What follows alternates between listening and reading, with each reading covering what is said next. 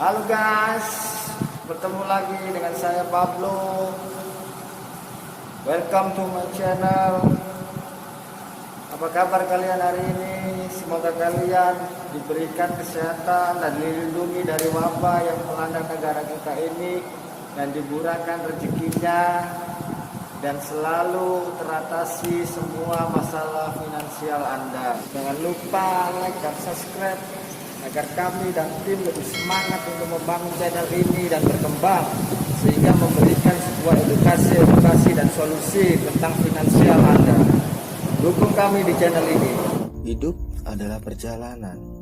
Tugas kita adalah berjalan sampai tujuan. Bicara tentang hidup, sudah pasti tidak selamanya indah. Pasti ada suka dan duka. Nama saya Juan Pablo. Biasa orang memanggil saya dengan sebutan Pablo. Saya dilahirkan di salah satu kota besar di Pulau Jawa ini 30 tahun silam. Ada saatnya saya merasa hidup sedang tidak bersahabat.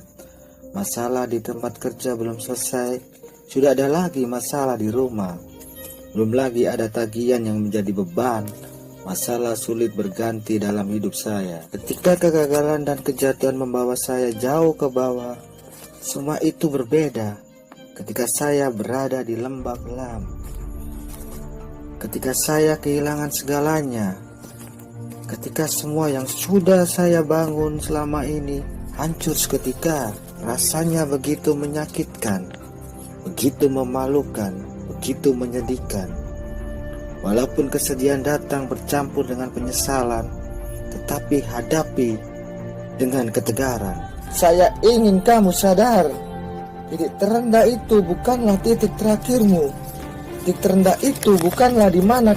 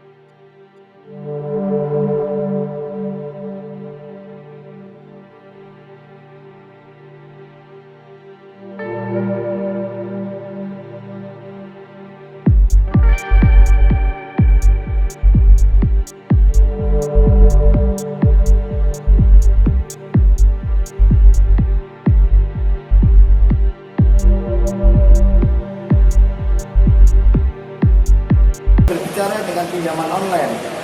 Banyak platform yang startup dan bermanaung di bawah fintech. Satu contoh, e-banking Anda, dompet digital atau e-wallet. Bahkan marketplace pun juga menggunakan inovasi fintech.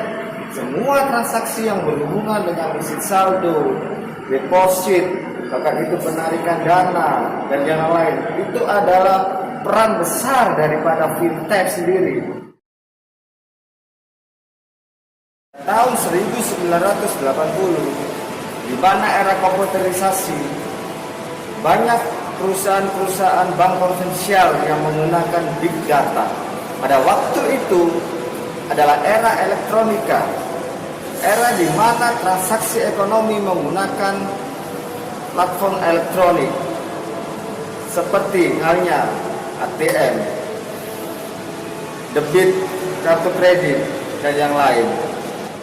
Kemudian daripada itu, pada tahun 1998, fintech mulai diperkenalkan ke Eropa dan Inggris Raya. Di sana fintech berkembang dengan pesat dengan hadirnya suatu perusahaan P2P lending. Perusahaan P2P lending adalah perusahaan memfasilitator antara penyedia dana dengan peminjam. Nah, tujuannya kenapa? Supaya mereka bisa bertemu dalam suatu transaksi ekonomi tanpa harus mereka datang ke kantor mereka. Perusahaan peer-to-peer lending tersebut banyak digunakan ribu UMKM yang menggunakan jasa P2P lending. Pada tahun 2015, fintech mulai turun ke Asia. Pada tahun 2015 tersebut, fintech berkembang pesat di Asia. Salah satu negara Asia yang paling cepat pertumbuhannya fintechnya pada waktu itu adalah Cina atau Tiongkok. Di sana animo masyarakat begitu antusias menggunakan fintech itu sendiri. Pada tahun 2015, fintech mulai menemukan suatu legalitasnya di Indonesia dengan dibentuknya suatu AFI, Association Fintech Indonesia. Dan mulai pada tahun tersebut, fintech mulai eksis dan fintech banyak bermunculan suatu platform, yaitu pinjaman online. Pinjaman online mulai hadir di bawah naungan AFI, OJK dan Kominfo. Dengan berkembangnya pinjaman online pada tahun 2015, mungkin hanya segelintir saja platform pinjaman online secara legal yang hadir di Indonesia. Dan kemudian mereka berkembang menjadi 30, bahkan sampai saat ini mungkin jumlahnya lebih dari 160 pinjaman online legal yang di bawah naungan AFI, OJK dan Kominfo. Dari survei menunjukkan pada tahun 2018 jumlah dana yang disalurkan melalui pinjaman online 22 juta triliun. Dan pada tahun kemarin 2019 jumlah dana yang disalurkan melalui pinjaman online sebesar 25 juta triliun. Artinya kenapa? Selisih 1 tahun antara 2018 dan 2019 ada range kenaikan sebesar 14%. Di situ berarti masyarakat Indonesia sangat antusias menerima fintech. Karena dengan kehadiran fintech melalui platform pinjaman online, kita memangkas biaya infrastruktur tanpa kita harus kemana-mana. Kita cukup melakukan pinjaman hanya melalui gadget pribadi kita masing-masing. Kita dapat menerima sejumlah dana. Begitu besarnya respon antusias masyarakat melalui platform fintech ini. Apa resikonya ketika Anda meminjam di pinjaman online? Pelajari dulu resikonya baru Anda melangkah. Yang pertama adalah bunganya tinggi. Kenapa bunganya tinggi? Karena OJK tidak menentukan suatu suku bunga. Beda dengan bank konvensional yang bunganya standarnya ditentukan oleh BI itu sendiri. Kalau fintech bunganya ditentukan oleh player market. Player market yaitu perusahaan penyedia dana aplikasi itu tersebut. Sehingga setiap aplikasi bunganya berbeda-beda. Karena kebijakan suatu bunga tentukan oleh perusahaan itu sendiri. Yang kedua, platform pinjaman nilainya kecil. Mungkin ada platform pinjaman yang besar tapi hanya beberapa. Umumnya pinjaman online platformnya begitu kecil, antara 500 1 juta bahkan 1 juta lebih. Itu untuk nasabah baru. Beda lagi kalau kita sudah nasabah lama, pasti berbeda limitnya. Yang ketiga adalah data Anda dalam aplikasi. Ketika Anda mengajukan pinjaman online, semua isi data Anda baik kontak maupun galeri pasti akan terrecord dalam suatu akses. Pinjaman online mengambil data Anda melalui akses email HP Anda. Yang kedua, yang tidak bernaung di bawah naungan OJK atau bisa dikatakan ilegal.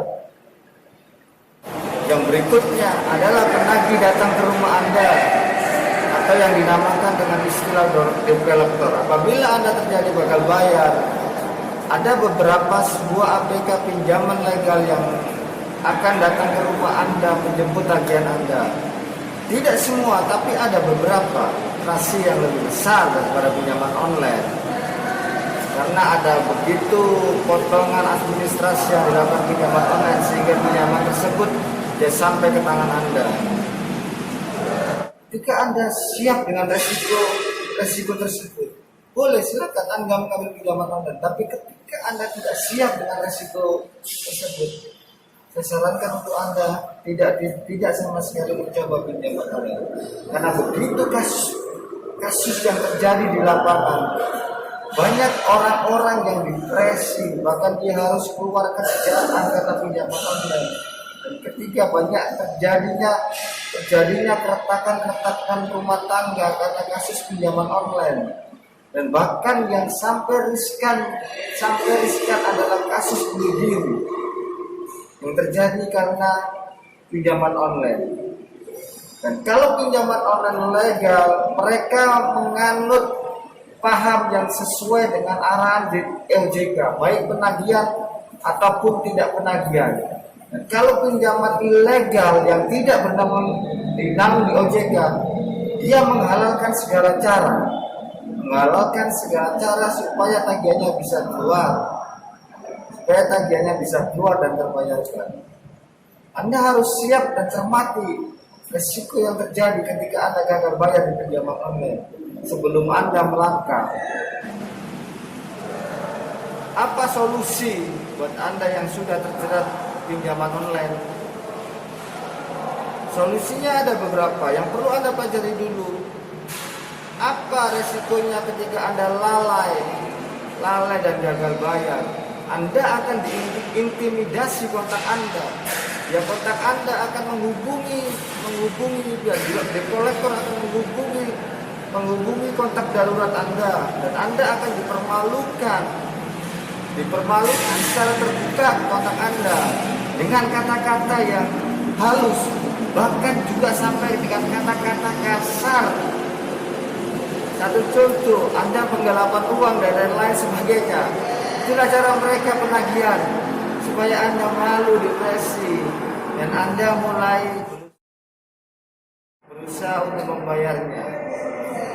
Ada data Anda, apakah Anda siap dilindungi ketika Anda gagal bayar? Bukan hanya itu saja, data Anda akan disebarkan ke kontak pribadi Anda yang ada dalam HP. Kemudian Anda akan diadu domba, dipermalukan supaya Anda depresi. Tujuannya cuma satu, tagihan Anda.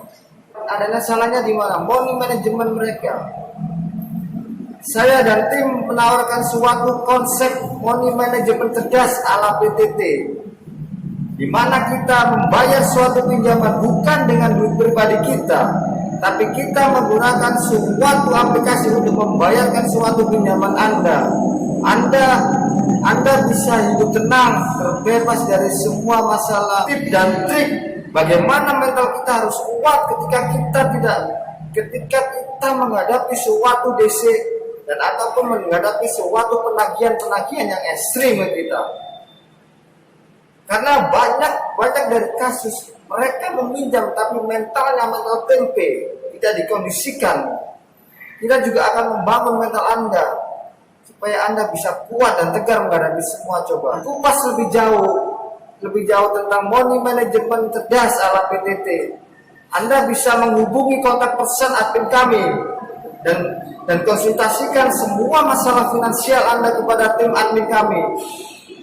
Kami berusaha untuk meringankan beban Anda dan memberikan suatu solusi tentang kesulitan finansial Anda, supaya Anda bisa terbantu mengatasi masalah finansial Anda dan meningkatkan semua taraf hidup Anda melalui konsultasi kepada tim admin kami. Dan kami pun siap setiap waktu untuk melayani keluh kesah Anda melalui pinjaman online dan platform yang lainnya yang berhubungan dengan masalah finansial Anda. Silakan Anda konsultasikan kepada tim admin kami. Tim admin kami akan selalu siaga dan siap menerima keluhan dan memberikan suatu solusi kepada Anda yang sudah terjerat masalah pinjaman online ataupun yang lainnya yang seputar finansial yang melilit Anda. Bedanya legal dan ilegal kita akan kupas tuntas lebih dalam video kita berikutnya di minggu depan. Jadi tonton terus channel ini. Kita akan menjelaskan bagaimana legal dan ilegal, definisi dan spesifikasinya, apa pinjaman legal dan ilegal. Saksikan di video saya berikutnya. Kita akan kupas tuntas dan pelajari lebih dalam. Sekian itu dari saya. Semoga video ini bermanfaat, mengedukasi dan menambah pengetahuan Anda seputar masalah finansial, pengetahuan masalah apa itu fintech dan lain. Saya juga minta maaf apabila ada satu kata-kata yang menyinggung hati Anda. Saya juga minta maaf. Saya pribadi sangat berterima kasih untuk Anda yang mau dan berkonsultasi kepada tim kami. Kami akan menawarkan sebuah solusi dan tips trik dari mana Anda bisa terlepas dari masalah pinjaman online dan finansial yang lain. Sekian dari saya Pablo, founder dan leader PTT. Salam Lumer.